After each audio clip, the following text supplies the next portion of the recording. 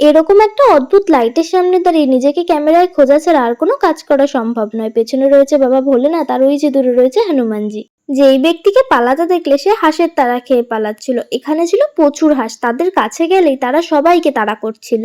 মন্দির থেকে বেরিয়ে আমরা সবাই মিলে চলে গিয়েছিলাম 20 টাকার কাবাব খেতে। এখানে ভ্যারাইটিস রকমের কাবাব পাওয়া যাচ্ছিল, তাও মাত্র 20 টাকায়।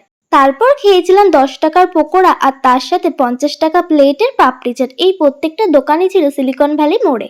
এত কিছু খেয়ে আসার পর পেটে জায়গা একদমই ছিল না। আর এদিকে শাইনি বাড়িতে আসা মাত্রই সবার জন্য বানাতে বসেছিল কড়াইশুঁটির কচুরি।